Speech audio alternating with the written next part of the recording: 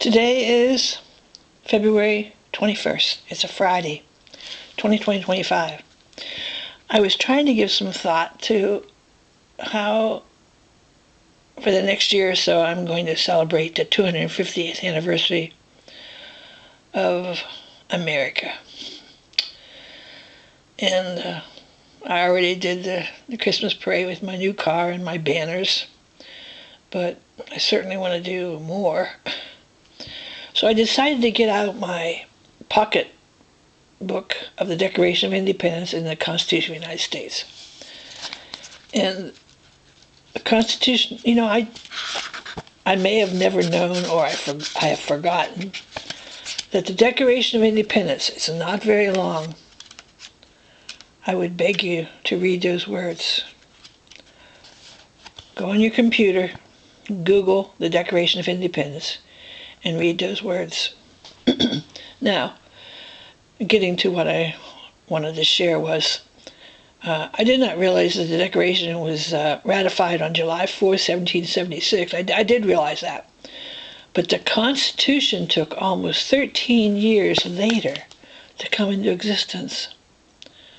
March 4th, 1789, almost 13 years. But these few pages of the Declaration of Independence that I was reading this morning, reviewing, and I'm going to review it at least once a week, these few pages, I'm going to read it once a week and try to do it better, try to understand it more. But the things that I'm reading from all these many decades ago,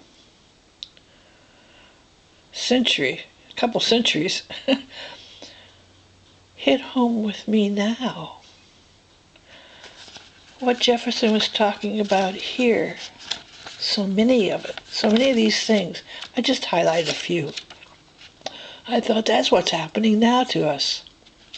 This, of course, was when the 13 colonies decided to separate from the rule of the British, who was ruled by a king.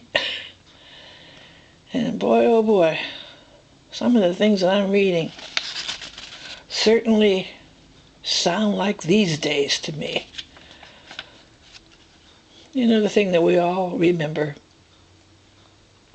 This first paragraph talks about what's happening to the people in the colonies and why they see the need to separate from the British rule.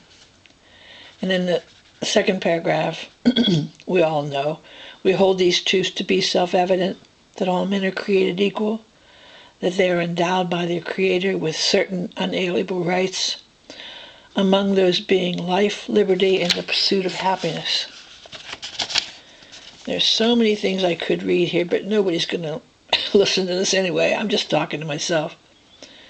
But here on page 7, the history of the present King of Great Britain is a history of repeated injuries, all having in direct object the establishment of an absolute tyranny over these states. To prove this, let facts be submitted.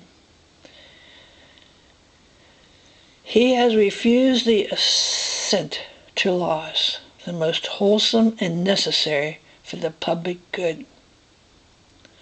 He has forgiven governors to pass laws of immediate and pressing importance, unless suspended in their operation until his assent should be obtained. He has refused to pass other laws for the accommodation of large districts of people, unless these people would relinquish the right of representation in legislature. He has called together legislative bodies at places unusual, uncomfortable, and distant from the depository of their public records, for the sole purpose of fatiguing them into compliance with his measures. Starting to get the point? He has dissolved representative houses repeatedly for opposing with mainly firmness his invasion of the right of the people. for opposing with manly firmness his invasion of the right of the people. He has endeavored to prevent population of these states.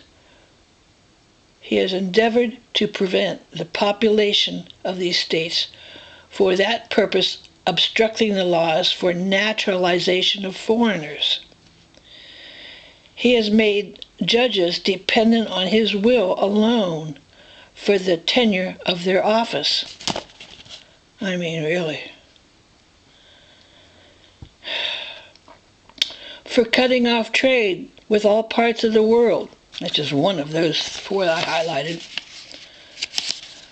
For taking away our charters, abolishing our most valuable laws, and altering fundamentally the forms of government. He has excited domestic insurrections among us. Oh, please read it yourself. Please. Make your own determination. I don't think it'll be too hard.